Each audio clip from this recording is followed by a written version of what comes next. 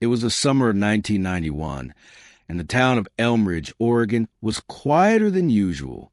Nestled deep in Douglas County, Elmridge was the kind of place where people didn't lock their doors, and gossip traveled faster than mail. That peace shattered one foggy Thursday morning in June, when a routine patrol went radio silent. Officer Daniel Whitaker, 33, a well-liked community patrolman with 6 years on the force, failed to check in during his early morning rounds.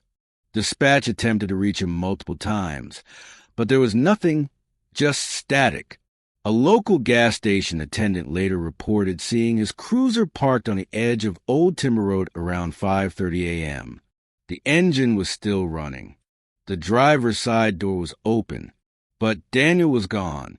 No signs of struggle, no blood, no scuffle marks, just his flashlight lying in the dirt pointed toward the trees. The town's nightmare had officially begun. By mid-morning, a full search had been launched. Sheriff Arnold Denton, a stern man nearing retirement, ordered every available officer into the woods.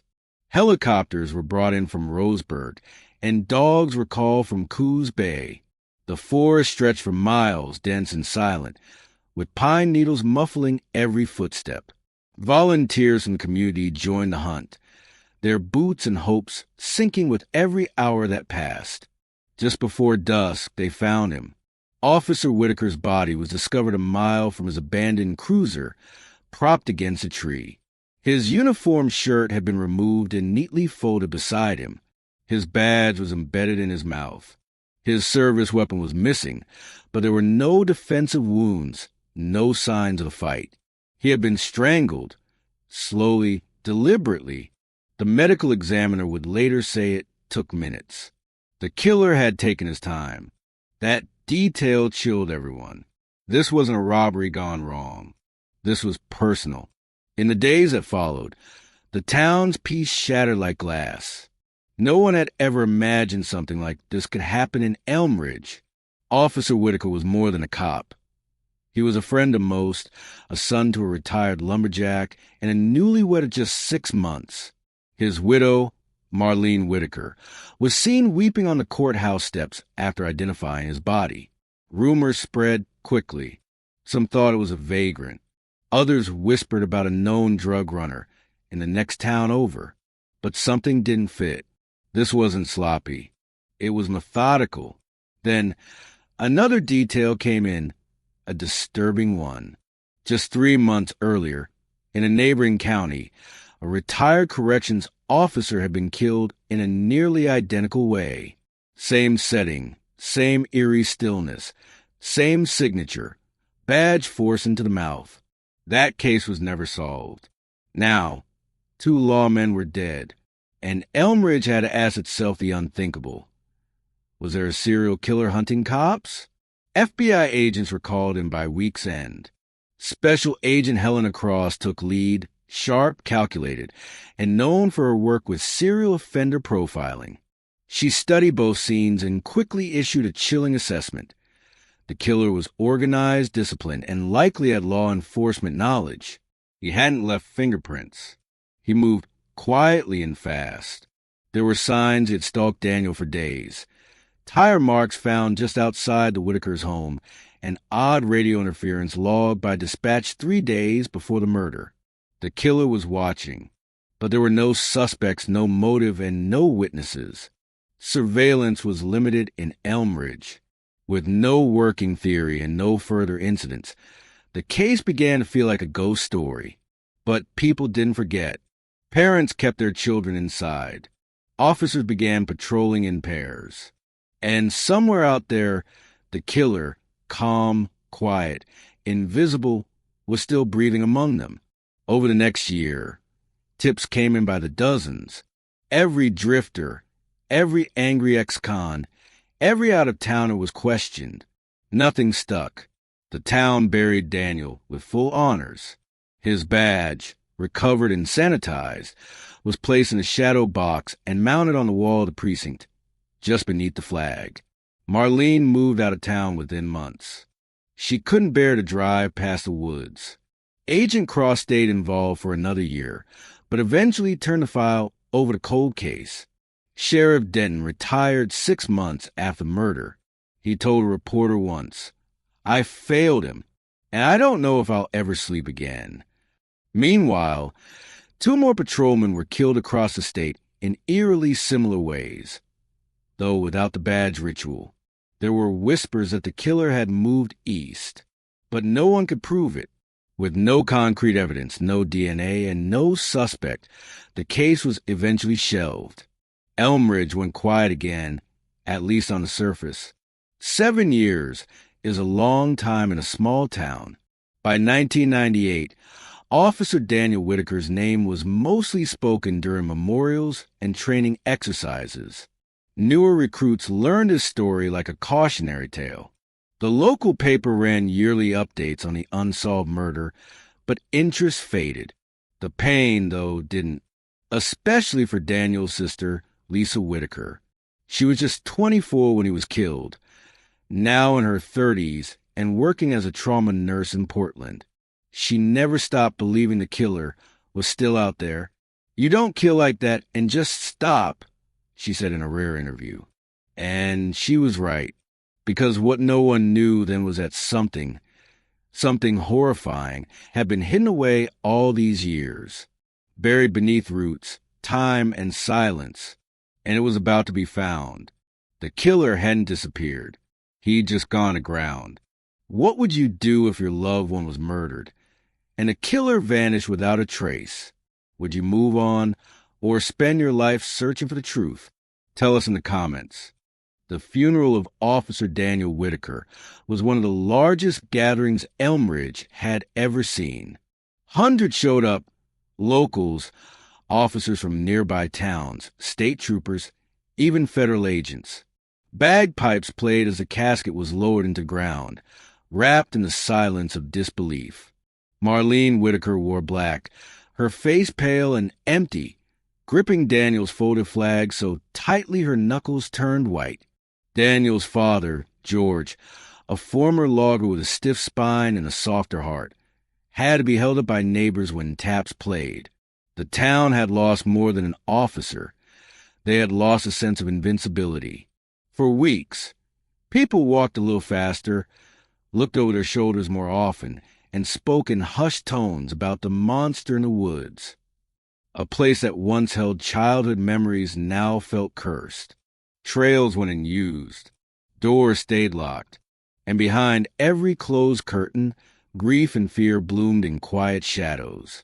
Sheriff Denton, though dazed from retirement, couldn't let go. He remained unofficially involved, reading every report, rewalking the scene multiple times, even interviewing his own deputies in private. He questioned whether Daniel had enemies, whether something had been missed. Nothing made sense. Daniel was a clean officer. Well, like no disciplinary record, no affairs, no debts. If this was random, it was an unusually specific form of randomness. If it was targeted, then the killer had gone to great lengths to cover his tracks. The community began to wonder about deeper motives. Was Daniel working on a case he hadn't shared? Did someone he arrested seek revenge? At a town council meeting, people shouted, demanded arrests, demanded justice. But the sheriff had no answers to give. Eventually, he stepped down. His last words to the press were chilling. This wasn't just a murder. This was a message. What that message was, no one could say, but its echo never stopped. Meanwhile, Marlene tried to keep breathing. For a while, she stayed in their home, sleeping with the lights on, flinching at the sound of patrol radios from passing cruisers. She kept Daniel's belongings exactly where he left them. His boots by the door, his favorite coffee mug on the sink, his shaving kit untouched. Friends came and went, offering casseroles and kind words, but none of it filled the vacuum left in her chest. After 3 months, she broke. She packed everything into boxes, sold the house, and moved in with her sister in Eugene. "I felt like I was living next to a grave," she later said in a taped interview. Marlene didn't return to Elmridge, not even once. She changed her last name and removed herself from police family newsletters. She tried to move on, but the shadow always found her. When asked about the killer, she said something that would haunt others for years. He was quiet, and quiet things never leave. Lisa Whitaker, Daniel's younger sister, grieved differently. Just 24 at the time, she was finishing her RN certification in Portland. Daniel had helped pay for her schooling. He used to joke that she'd one day bandage half of Oregon. After the funeral, she returned to class, but something inside her had hardened. She started sleeping with a knife under her pillow. She took self-defense classes and volunteered in ER trauma wards. Lisa didn't believe the killer had left.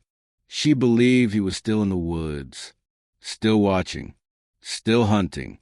She wrote letters to the local paper demanding the case be reopened. She visited the sheriff's office monthly, asking for updates. Most saw her as a grieving sister who couldn't let go. But Lisa wasn't just grieving. She was transforming. A part of her personality that had always been quiet, observant, analytical started sharpening. Her grief wasn't just sadness. It was becoming purpose. Lisa Whitaker would not let the story end unfinished. Elsewhere, the town developed its own myth around the murder. Kids dared each other to bike past the spot on Old Timber Road. The tree where Daniel's body was found was left untouched, and over time, locals began calling it the Sentinel. Some said they saw strange lights in the woods. Others claimed to hear static in the trees, like a broken radio trying to speak. Campfire tales turned Daniel's killer into a ghost, a demon, even a cursed drifter with a vendetta against police. Rational minds dismissed these stories, but their persistence revealed a deeper truth. The town needed a shape to give a horror. If it had no face, no name, then anyone could be the killer, and that was more terrifying than any monster. So the legend grew, and with it, the real clues, quiet, buried, and fading with time, were forgotten. For the killer, this worked perfectly. Silence was safety, and Elmridge had gone silent. In 1993, 2 years after the murder, the FBI officially archived the case. Agent Helena Cross moved to Denver to work homicide analytics. The file was boxed, labeled with Daniel Whitaker's badge number, and stored in Salem's field office. By this time, 3 more suspicious deaths of former law enforcement had occurred across the Pacific Northwest, each dismissed as unrelated. None had the badge-in-mouth ritual. But to Lisa, they all felt connected. She began tracking them, bought maps, made charts. She logged times, locations, and names. There were patterns, but nothing concrete. She called the FBI hotline twice. No one followed up. Most assumed she was chasing shadows. Her boyfriend left her that year, saying, "You love your brother more than the living." Maybe he was right, but Lisa didn't care. Something inside her wouldn't let go, and the more she looked into it, the more certain she became this killer wasn't done. He was waiting. 1 year later, in 1994, a breakthrough nearly happened. A hunter deep in abandoned state forest came across a rusted .38 revolver hidden in a hollow tree. It was registered to the Elmridge Police Department, issued to Daniel Whitaker. The man turned it in, but the weapon had been exposed to years of rain, rust, and forest rot. Ballistics were impossible. No usable prints. The discovery caused a brief media stir. Reporters descended on Elmridge for a week, but when no further evidence surfaced, the story faded again. Still, Lisa saw it as a sign. He left it there, she said. He wanted to be found, or he wanted us to know he's still in control. Her theory seemed dramatic at the time, but in hindsight, it wasn't far off. The killer was watching, and he wasn't done. He was simply patient. And soon, that patience would be tested. That same year, Marlene remarried. Her new husband, a quiet contractor from Bend, never spoke about Daniel. She asked him not to, but she kept Daniel's badge, the original one, removed from his mouth, in a lockbox in the attic. It was given to her after the investigation stalled. She never looked at it, couldn't touch it. She told Lisa once, "It feels like it's still his, and somehow still full of pain." Lisa asked if she could take it. Marlene refused. "If you open that box," she said, "you'll never stop looking." Lisa replied simply, "I never stopped anyway." The two sisters rarely spoke after that. Their grief had forked. One buried it. The other dug deeper. And yet, both were still trapped in the same wound. A wound carved by a man no one could find. A man who left no fingerprints, no DNA, and no name. Only silence, until silence began to unravel. By the time 1995 rolled around, the town of Elmridge had started to breathe again, but only on the surface. The scars were still there, just covered by time and habit. Officer Daniel Whitaker's name was spoken less, mostly in whispered stories or at the annual badge ceremony. The forest trail near Old Timber Road remained closed by city order, but kids still dared each other to sneak in. A few had even carved initials into the sentinel, the tree where Daniel's body was found. The town's leaders debated cutting it down, but always backed off. It had become a morbid memorial, something no one wanted but no one could erase. Life resumed in fragments. Marlene, now fully out of public view, hadn't returned to Elmridge. The new sheriff, Leonard Gates, made changes of force, implemented stricter protocols, required two-man patrols, added dash cams. But the lingering truth stayed the same. Daniel's killer was never caught. Lisa Whitaker spent these years differently than the rest. After finishing her nursing degree, she began working full-time in a Level 1 trauma hospital in Portland. The work was intense, relentless, and emotionally numbing at times, but it kept her distracted. She didn't talk about Daniel to her co-workers. She didn't date.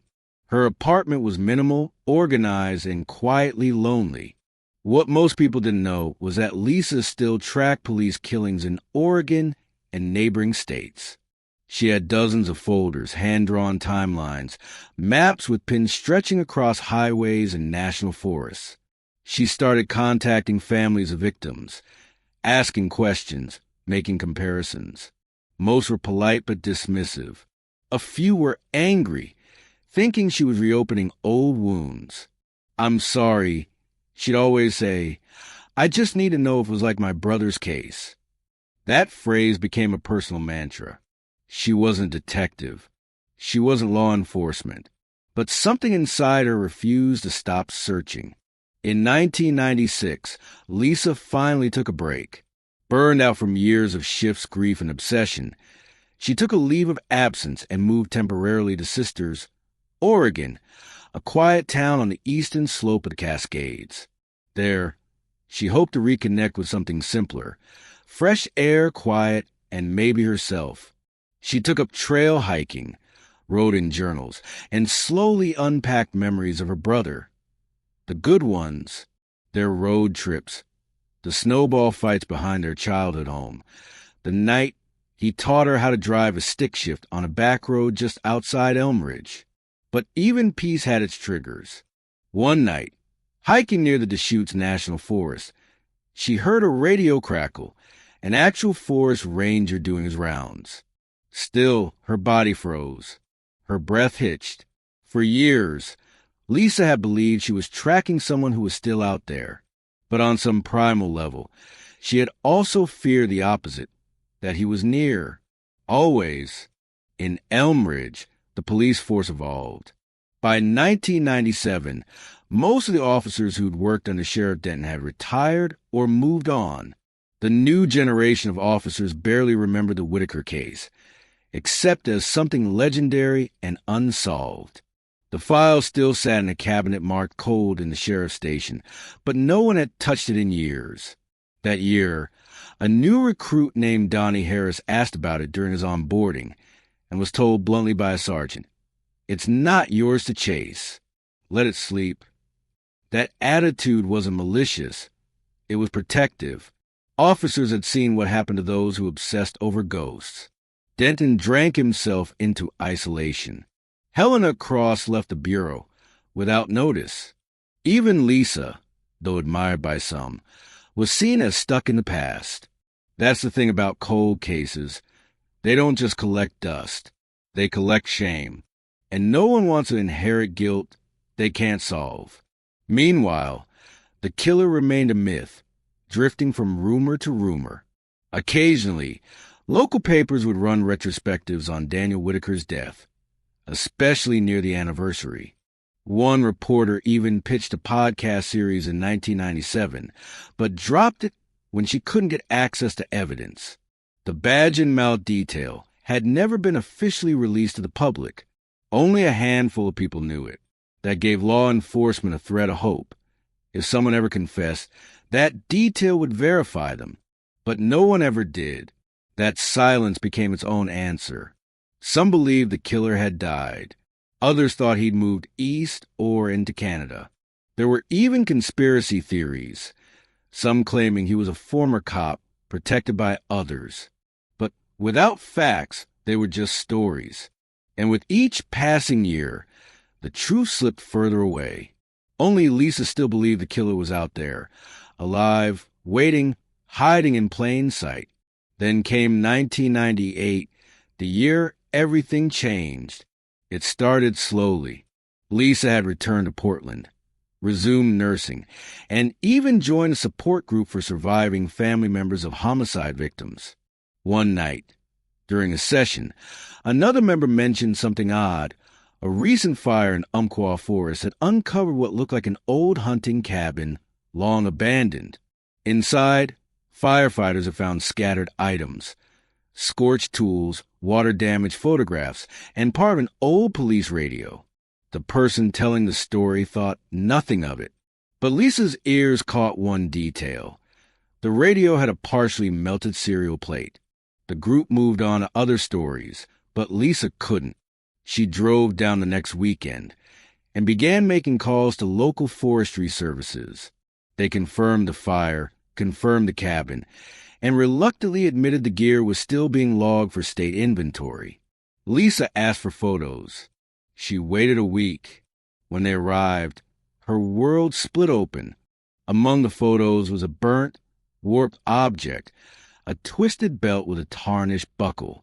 Lisa zoomed in and saw the faint imprint of something she hadn't seen in years, the Elmridge Police Department's emblem. Her heart slammed in her chest. She recognized the belt, Daniel's belt, the one he wore every shift. Every cop in Elmridge had one. But Daniel's had a scratch on the right side, a scratch he had caused when they'd been horsing around years ago. That scratch was visible in the photo. There was no mistaking it. Lisa reported it immediately to the Oregon State Police. A week later, a field team returned to the cabin ruins. This time, they combed every inch. What they uncovered beneath a floorboard, half charred but intact, would crack the case open in ways no one imagined. The killer hadn't disappeared. He had left something behind, something deliberate, and it was about to be discovered. The news traveled fast. Within days, Elmridge police were informed that Daniel Whitaker's personal equipment, officially missing since the night of his death, had turned up in a cabin 43 miles from the crime scene. The radio, the belt, and what appeared to be a blood-stained utility glove, all badly damaged by heat but still testable. Sheriff Gates ordered a full review. Forensic labs began running new DNA protocols, far more advanced than what existed in 1991. Lisa was interviewed multiple times, now treated as both a source and an investigator in her own right. And as the lab results came back, a chilling truth emerged. The blood on the glove was not Daniel's. It belonged to someone else. A partial match, male Caucasian, late 30s to early 40s at the time. The killer hadn't just hidden these items. He had bled in that cabin, left a part of himself behind, and he didn't expect anyone to ever find it. That realization reshaped everything. If the killer had a base that close to Elmridge, then he'd likely stalked other officers, had other cabins, other trophies. The search widened. Lisa, now brought in as a consultant under special dispensation, sat in a war room with agents and crime analysts. They built timelines, ran regression maps, and reconstructed weather data from 1991. And piece by piece, a disturbing theory formed. Daniel Whitaker hadn't been the killer's only target. He had been the first successful one. Others had been attempted, failed, covered up, and now the trail, long cold, was warm again. They just had to follow it. The ghosts were stirring, and one of them was about to speak. The forensic results from the cabin sparked an immediate response. For the first time in 7 years, the murder of Officer Daniel Whitaker was officially reopened. News vans returned to Elmridge. Reporters camped outside the sheriff's department. Headlines across Oregon read, "New evidence could identify Elmridge cop killer." But this wasn't just a cold case warming up. It was a fire being relit. The partial DNA found on the glove was enough to create a composite profile using newly developed phenotyping software. Within weeks, a digital sketch was created. White male, light complexion, probable freckles, receding hairline, estimated age at time of crime, late 30s. The image was sent to every law enforcement agency in the Pacific Northwest. It wasn't an arrest, but it was the first face the case had ever had. And as Lisa Whitaker stared at the sketch on the conference room wall, she whispered, "He looks like someone I've seen before." That comment, made quietly, triggered something unexpected. The lead investigator assigned to the reopened case, Special Agent Naomi Keller, asked Lisa to elaborate, but Lisa couldn't place the face. "It's like a ghost," she said. "I've seen it, but not recently. Not clearly." Agent Keller didn't press her. She instead had the composite artist run variations of the image, aging it backward and forward, changing hair and facial hair. One version stopped Lisa cold. Clean-shaven, slightly younger, a scar beneath the left eye. Lisa reached out and touched the printout. "That's him," she said, voice barely audible. "That's the man who helped us look for Daniel." The room went silent. Lisa explained that during the first days of the search in 1991, dozens of volunteers came to help. Locals, off-duty officers, hikers. She remembered one man specifically because he'd stayed at the edge of the woods, always holding binoculars but never talking. No one had ever identified him. Agent Keller immediately had the old search rosters pulled. Most names were listed with contact info. Some had moved. Some were dead. But one name stood out, James Finley, a volunteer listed as a former military vet who'd relocated to Elmridge in 1990. No one ever followed up with him because he left town days after the funeral. His forwarding address was a P.O. box in Boise, Idaho. The name hadn't appeared in any of the original FBI suspect lists, likely due to the lack of criminal history and clean fingerprints from his time in the Army. But there was no proof that the fingerprints matched the person who volunteered. Agent Keller contacted Idaho State Police. The P.O. box hadn't been rented in years. They followed leads to an old address, abandoned. However, one utility record showed something curious. Someone named James Finley had a cabin permit issued in 1989 for Umpqua Forest, the same forest where Daniel's belt had been found. Search teams returned to the area with ground-penetrating radar. What they found was staggering. Not just one cabin, but the remains of 3 separate hunting shelters, spread over a 6-mile radius, each one containing signs of long-term use. One had animal bones. The second was charred beyond recognition, but the third, partially buried under moss and pine needles, had a trapdoor hidden beneath a rotted cot. Inside the trapdoor was a crawl space lined with old newspaper clippings, empty gun casings, and a metal ammo box. Inside that box were 4 law enforcement badges, each from a different Oregon agency. Daniels was not among them. The box also contained Polaroids. Blurry, gruesome, zoomed in on the mouths of men, each forced to bite down on their own badge. It was a ritual, a trophy system, proof that Daniel Whitaker hadn't been the first. He wasn't even the third. Lisa stood over the box, her hands shaking. "We were so wrong," she whispered. One of the badges belonged to a Washington County deputy named Mike Borson, who had disappeared in 1989. At the time, it was considered a hunting accident. His body was never found, but his cruiser had been discovered on a forest access road, keys still in the ignition. Another belonged to Officer Thomas Lambrick of Coos Bay, whose death in 1990 was ruled a suicide after his body was found hanging in a barn. Now that verdict was in doubt. A third badge matched a retired prison guard from Yamhill County, whose house mysteriously burned down while he was inside. Until now, none of these deaths were connected.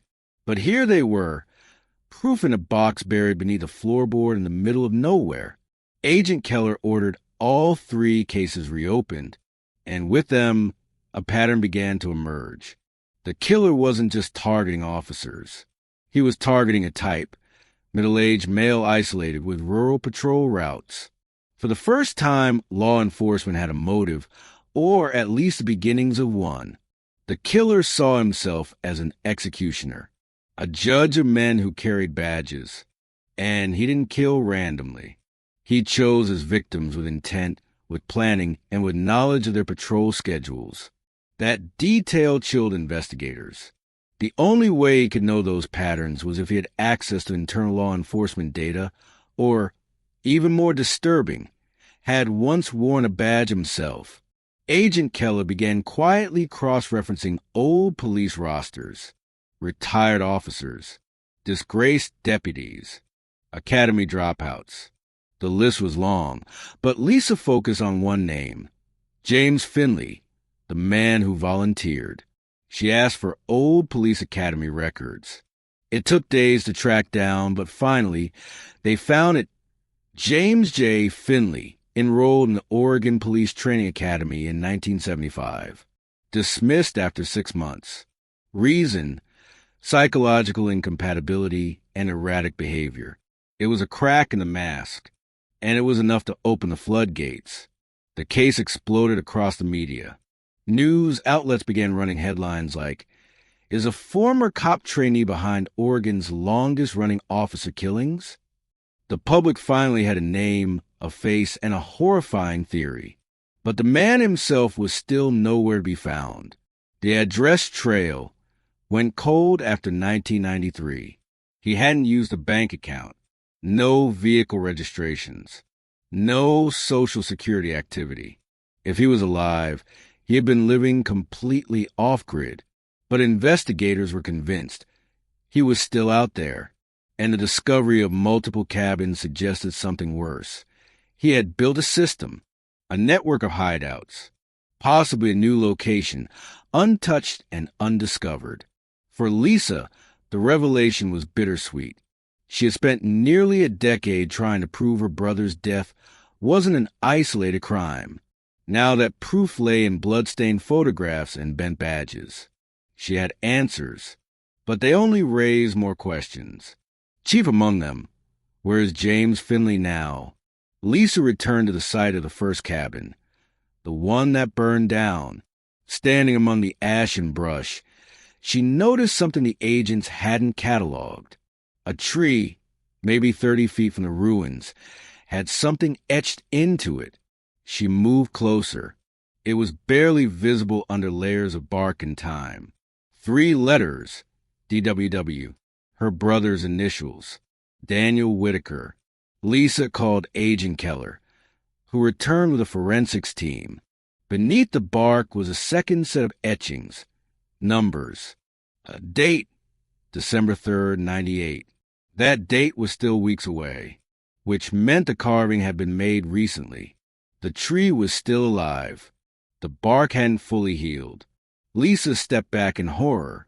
Finley wasn't just still alive, he was still nearby. He had returned to his old hunting ground. The date carved into the tree? No one knew what it meant, but it was in the future. A warning, or worse, a plan. A task force was officially formed within days of the cabin findings. Named Operation Pine Watch, it included FBI agents, Oregon State Police, and local law enforcement from all 3 counties tied to the badge box. Agent Naomi Keller took command, and Lisa Whitaker was formally added as a civilian consultant. No one objected.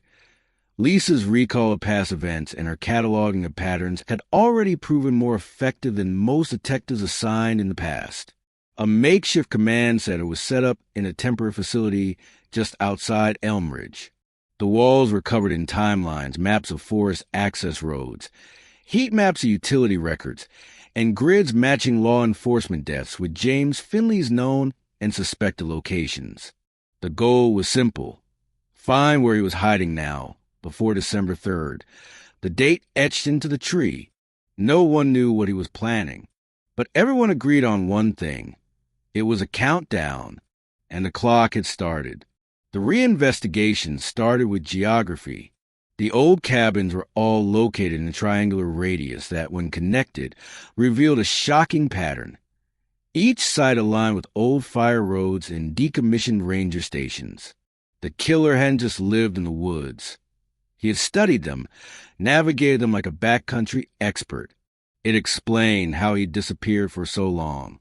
No utilities, no technology, just nature and discipline.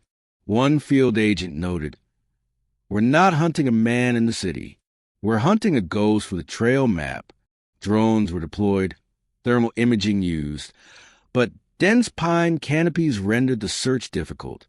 Lisa, frustrated, suggested using old Forest Service permits. Many survivalists in the 80s and 90s had filed land use applications. The team dug through dusty archives, finally finding one registered under a false name. But the handwriting matched Finley's academy forms. The coordinates led to an unmapped glen deep in Umpqua territory. They geared up to check it. The approach to the glen took nearly 6 hours on foot. No vehicles could pass the terrain. The trail wound through collapsed bridges, overgrown switchbacks, and steep ravines. But when they reached the clearing, what they found stopped them cold. It wasn't a cabin.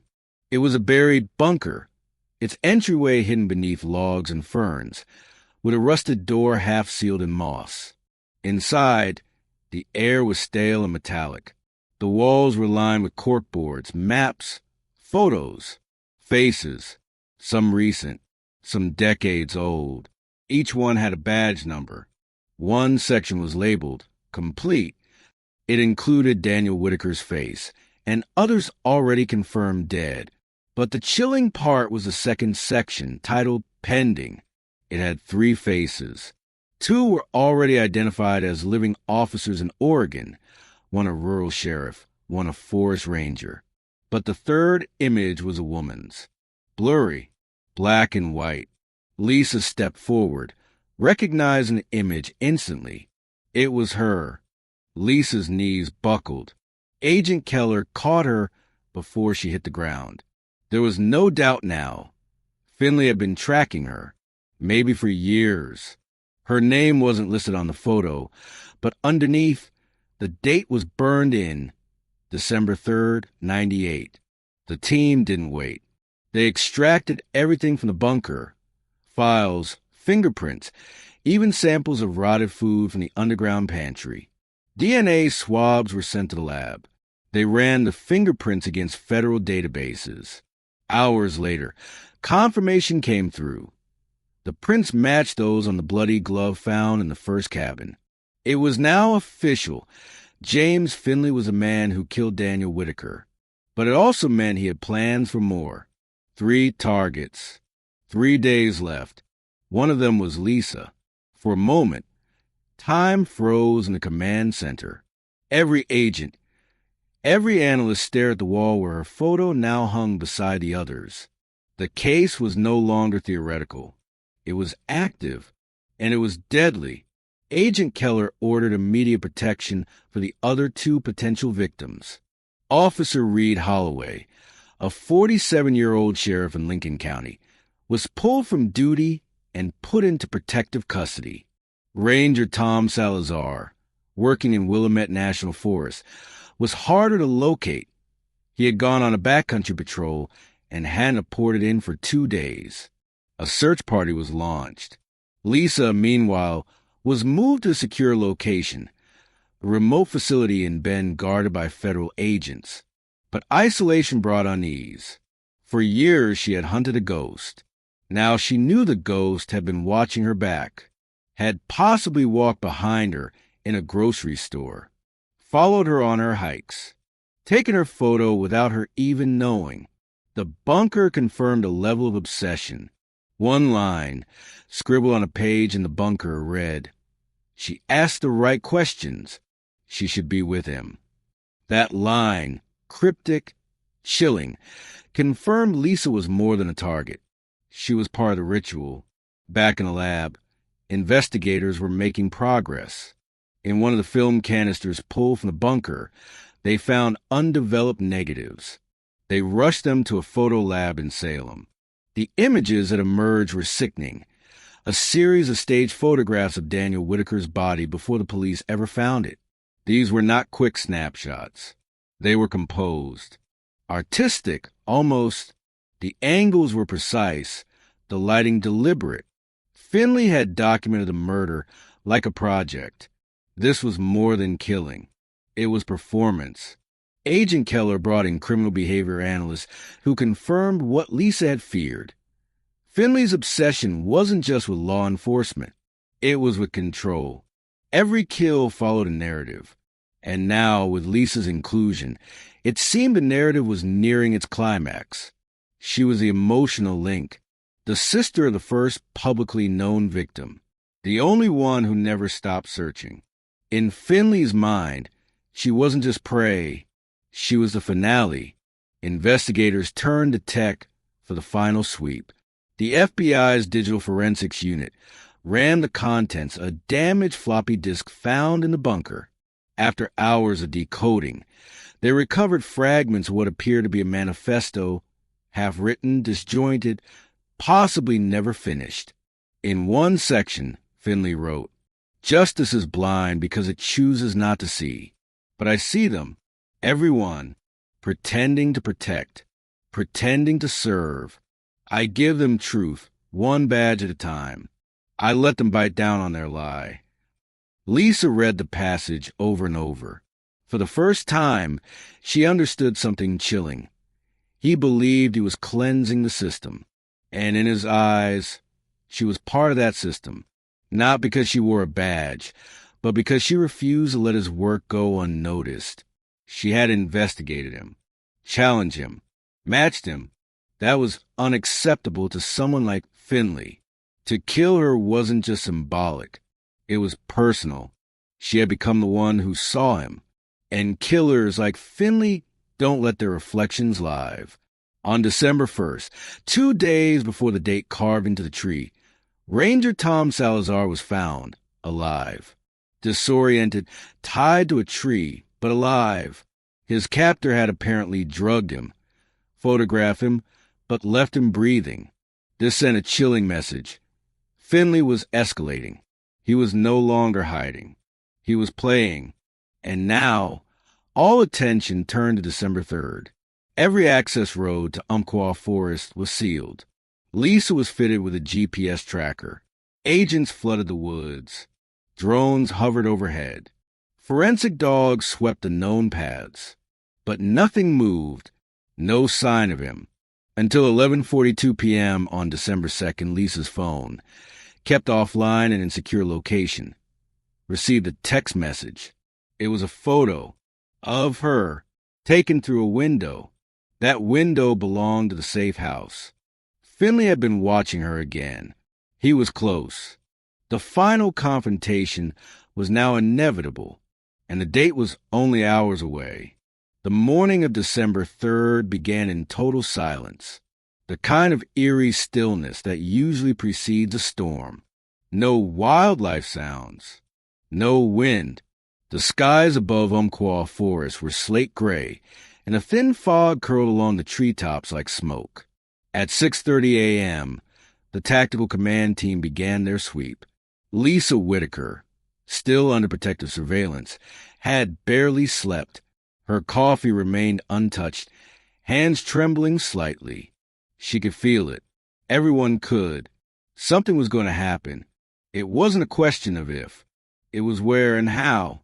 By mid-morning, a drone patrolling near one of the decommissioned ranger paths picked up a disturbance, a man-sized shape moving just below the tree line, walking with deliberate pacing. Within minutes, agents were redirected, but when they arrived, there was nothing, only footprints, boot prints, in fact, military issue. They led into the trees, circled twice, then vanished into a gully. Just like that, James Finley had eluded them again. Agent Keller returned to command center, frustrated but focused. Every pattern they discovered about Finley painted him the same way. Meticulous, unhurried, confident. He didn't make mistakes. He anticipated reactions, studied terrain, used the woods like a chessboard. Lisa, meanwhile, sat cross-legged on the floor, staring at the photo Finley had sent her the night before. The reflection in the window, her own face, half captured in a moment she hadn't even realized she was being watched, held a chilling truth. He had been closer than anyone guessed, and something about the angle of the photo was bothering her. She asked for a map, cross-referencing nearby hills, line of sight, and the known security points of the safe house. She realized something terrifying. The photo could have only been taken from an abandoned water tower a quarter-mile away. The agents rushed to the tower. Inside, they found old food wrappers, surveillance photos, a notepad with scribbled coordinates, and a fresh pair of footprints leading away. The notepad contained a string of coordinates. At first glance, they seemed random, but when overlaid on the forest map, they revealed a path, a zigzag line that intersected every known kill site and ended in a tight spiral in the southern section of forest. No known cabins existed there, no ranger stations. But Lisa spotted something no one else did.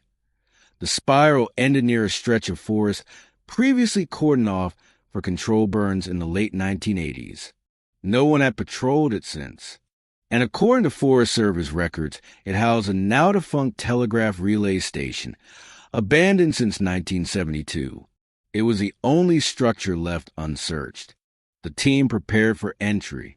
They had no idea what they were walking into. As they breached the door, weapons raised, the stench at first, mold, rot, something else.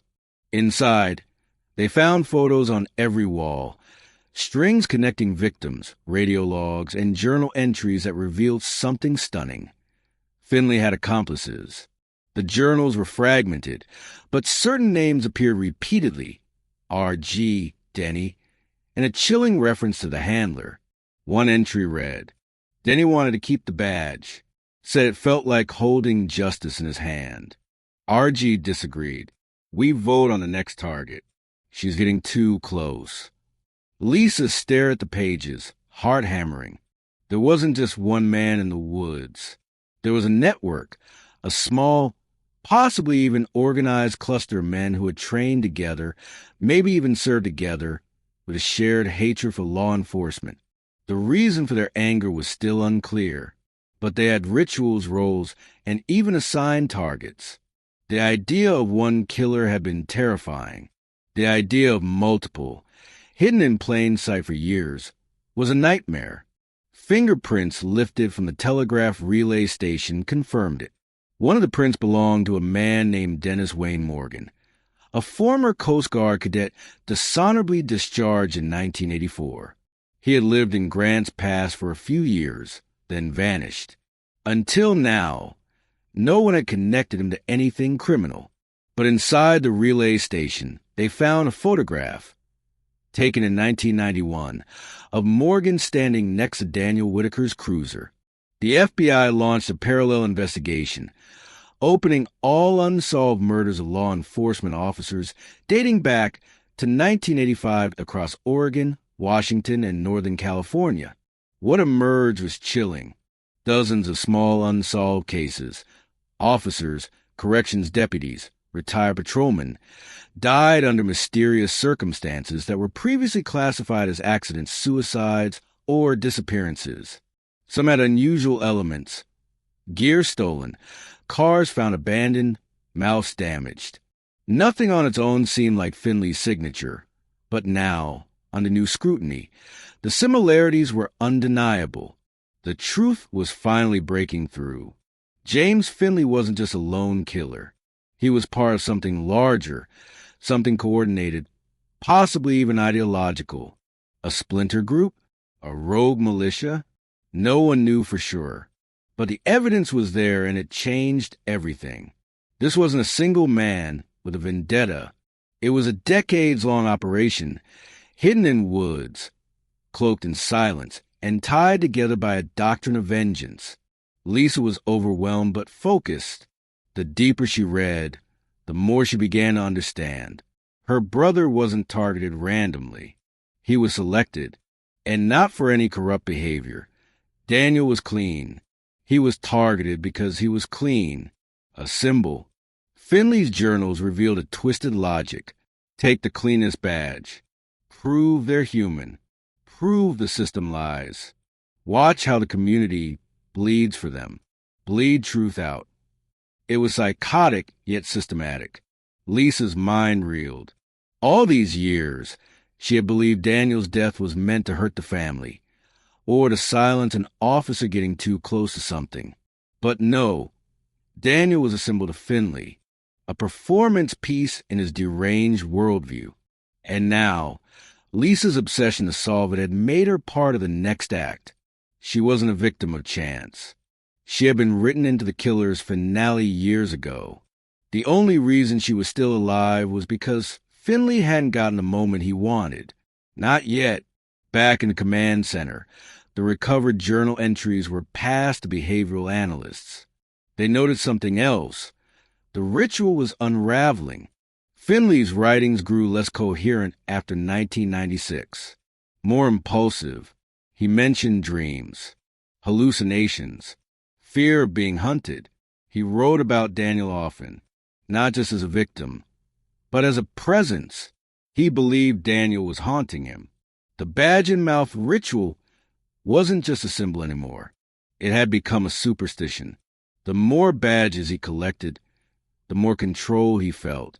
But Daniel's spirit, in Finley's mind, was always watching. One entry read, "The boys stand by the tree. I can't unsee him. His badge won't stay buried. I hear the radio crackle. He's in the static." Lisa finally understood. The killer wasn't getting stronger. He was unraveling. His control, once cold and clinical, was cracking, which made him more dangerous than ever. And with the date now halfway gone, the team feared the worst. A final stand. A blaze of violence. Or worse, Lisa being taken to complete the ritual. They needed to act fast. All resources were deployed. At 4:47 p.m., a trail cam triggered near the eastern ridge, 5 miles from the bunker. It showed a man walking calmly, carrying what looked like a duffel bag. His gait was slow, deliberate. Agents surrounded the area, but when they arrived, they found only the bag placed in the middle of the trail. Inside were 3 things: a loaded revolver, a notebook, and a badge.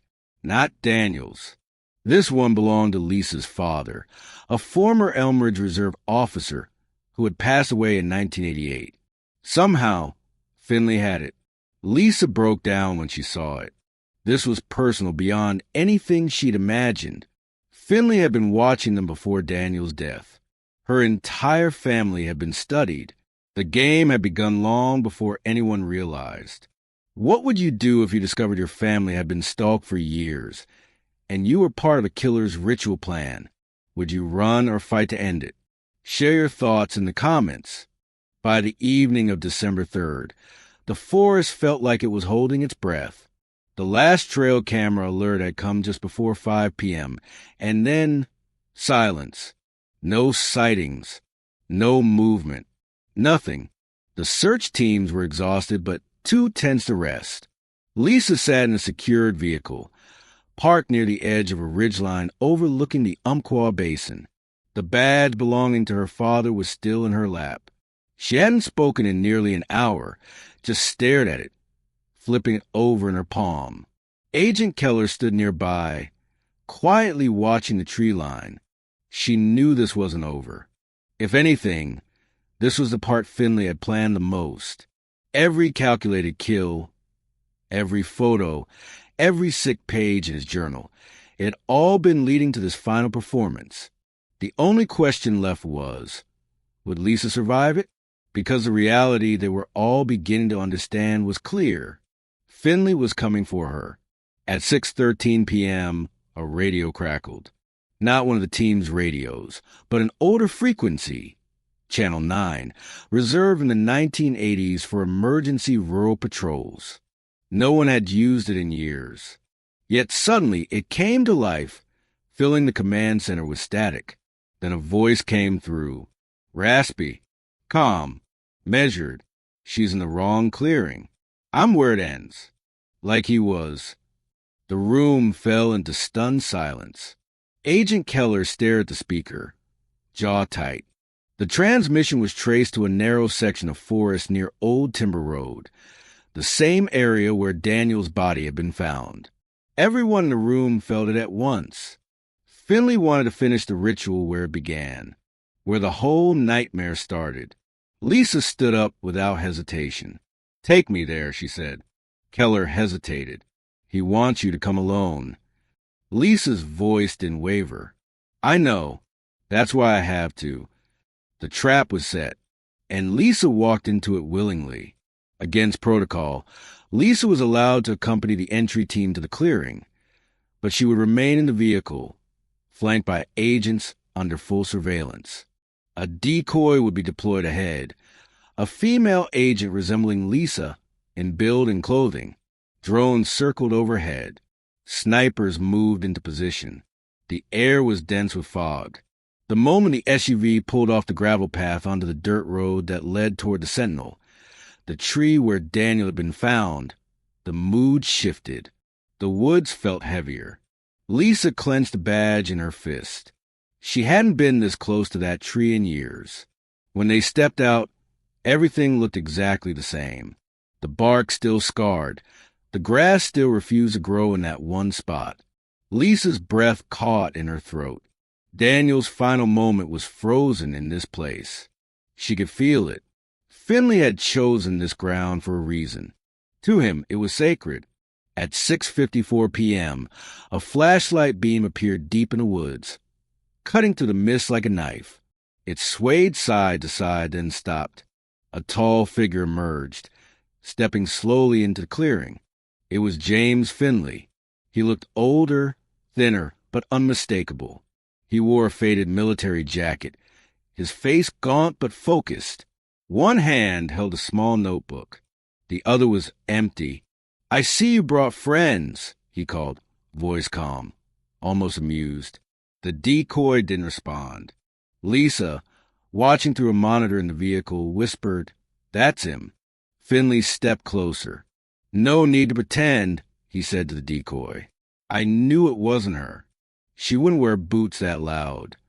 He chuckled, flipping open the notebook. This is where the story ends. I just needed the last line. Before the team could respond, he dropped the notebook and lifted his hands. Empty. I'm done hiding, he said. Let her come. Just her. A heated argument broke out over comms. It was too dangerous. Finley might have a weapon. He might detonate something. But Lisa had already opened the door. She stepped out slowly, holding only her father's badge. Let's end this, she said. Against all orders. She approached the clearing. The agent stayed frozen, fingers on triggers, but didn't fire. Lisa moved calmly, footsteps soft on the pine needles. until she stood 10 feet from a man who had haunted her for most of her life. "Why me?" she asked. Finley tilted his head. "Because you kept looking," he said. "No one's supposed to look after the last breath. But you kept peeling back the lie." His eyes flicked toward the badge in her hand. "And because you hold their symbols like they mean something." He took a step closer. "Do you even know what a badge is? It's just a stamp, an illusion of order. And I broke that." Lisa didn't flinch. "No, you murdered people. You hunted them like animals and convinced yourself it meant something. You didn't break a system. You hid from it." Finley blinked slowly. "They were flawed," he said. "Cowards. Dirty. Broken. Even the good ones were weak." His voice cracked slightly. "Like me." Lisa saw it then. He was unraveling. His ritual had failed. He hadn't been able to finish his finale. She had confronted him not with fear, but truth. "My brother wasn't weak," she said. "And you didn't kill him because he was part of something evil. You killed him because he wouldn't fit into your delusion." Finley's shoulders dropped. For a moment, he looked almost tired. "He didn't beg," he said quietly. "He looked me in the eyes and said nothing." A long pause. It was supposed to mean something. Lisa stepped forward. "It did. It meant you lost. Because I'm still here. And you never broke me." At 7:04 p.m., Finley dropped to his knees. Agents surged forward. No weapon was found. No resistance.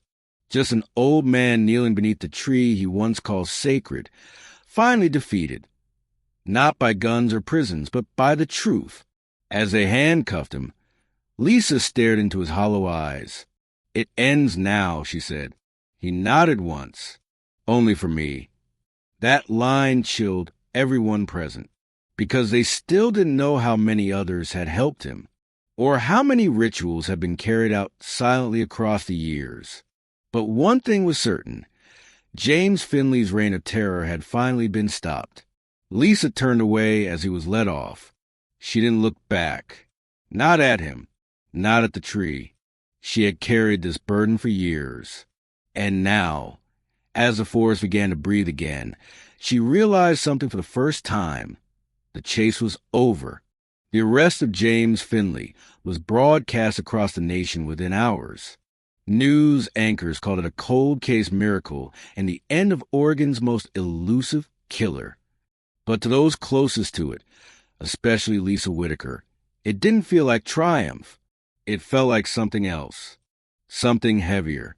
Like standing at the edge of a cliff you'd spend your whole life climbing, only to look down and realize how broken the ground below really is.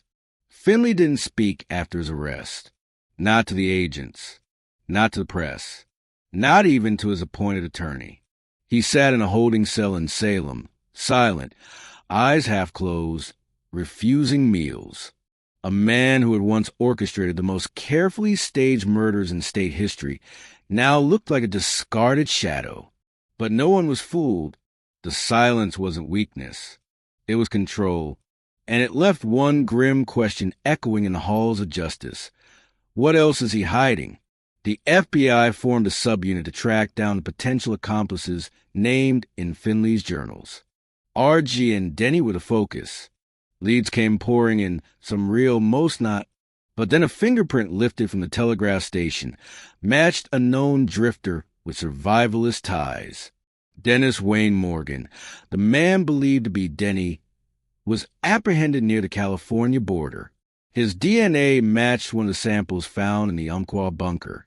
When questioned, Morgan admitted to helping Finley surveil officers, but claimed he never took part in the killings. "I watched," he said, "but I never put a hand on anyone." Investigators were skeptical. Among the photos in Finley's final cache was one showing Morgan standing near Officer Lambert's patrol car, just days before the officer was found hanged. Morgan was charged as a co-conspirator. His trial would be separate from Finley's.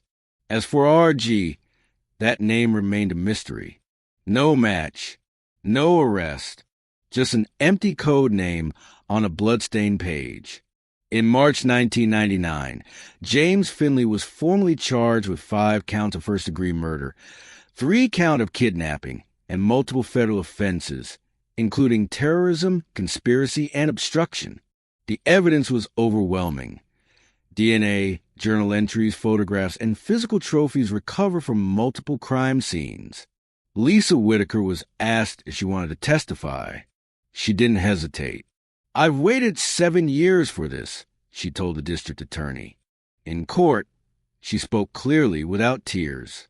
She described her brother, his commitment to service, and the years she spent in grief and obsession trying to find out what really happened. As she spoke, Finley never once looked at her. He stared forward, blinking slowly, as though none of it applied to him. When asked if he wanted to speak in his own defense, he said nothing. The judge called his silence a final insult to the victims' families. The trial lasted 6 weeks. The jury took less than 3 hours to decide. On May 2nd, 1999, James Finley was found guilty on all counts. The judge, an older veteran of federal law, sentenced him to life without parole, citing the ritualistic brutality and long-term psychological torment inflicted on survivors. Lisa sat in the courtroom as the sentence was read. She didn't smile. She didn't cry. She just exhaled, like someone had been holding her underwater for nearly a decade, and she was finally allowed to come up for air. Outside, reporters swarmed her. She said only one thing.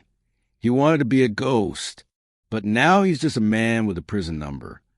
The statement made headlines, but for Lisa, the victory felt quiet and hollow because Daniel wasn't coming back. The years weren't coming back. The man who had haunted them all would spend the rest of his life behind bars. But the scars he left, they'd live forever. Justice had been served, but peace was another matter. As summer approached, the legal proceedings shifted toward Morgan. His trial exposed more about the group's inner workings, how they communicated through dead drops, how they surveilled targets using forest access, how they used radio scanners to monitor patrol shifts. Morgan insisted that Finley was the architect, and the rest were just watchers. But the court didn't buy it. In a powerful moment, Lisa stood again, reading an entry Finley had written about Morgan. Then he hesitates. That's his flaw. But he obeys. That's his use. Morgan was found guilty of second-degree conspiracy to commit murder and sentenced to 25 years. Lisa didn't attend his sentencing. She didn't need to. Her mission had never been about revenge. It had always been about truth. Now she had it. But with the truth came something no one had warned her about: emptiness. She had been chasing a ghost for so long that when it was gone, she didn't know what filled the silence. The war was over, but the battlefield remained. In late 1999, Lisa returned to Elm Ridge one last time. She stood beneath the Sentinel, the tree that had once held her brother's final moments. It was winter now. Snow dusted the ground. The air was cold and crisp. She placed her father's badge at the base of the tree, wrapped in a weather-sealed glass case. "You deserve better," she whispered. "Both of you." She didn't stay long. She didn't need to. That tree no longer had power over her. It was just bark and roots and time. She turned away and didn't look back. That was her closure. Not courtroom verdicts. Not headlines. Just standing tall where her brother had fallen and saying goodbye. The forest had taken too much from her, but it had also given her something unexpected: strength, purpose. She had faced a darkness most people only read about, and she had survived. She didn't just get answers. She became one. The FBI formally closed the Badge murders file in February 2000. The task force disbanded. The photos, maps, and folders were archived under Finley Morgan Conspiracy. The site of the telegraph relay station was permanently sealed and marked as federal evidence territory.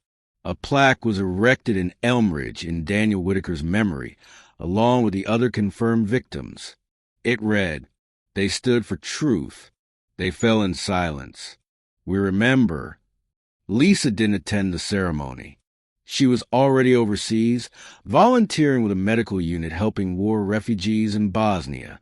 She never sought interviews, never wrote a book. She once told a therapist, "The best way to honor Daniel is to live, not to chase ghosts anymore." The therapist nodded, knowing she meant every word, but also knowing a part of her would never stop hearing the static of an old patrol radio. Some frequencies stay with you forever. Some ghosts never stop whispering.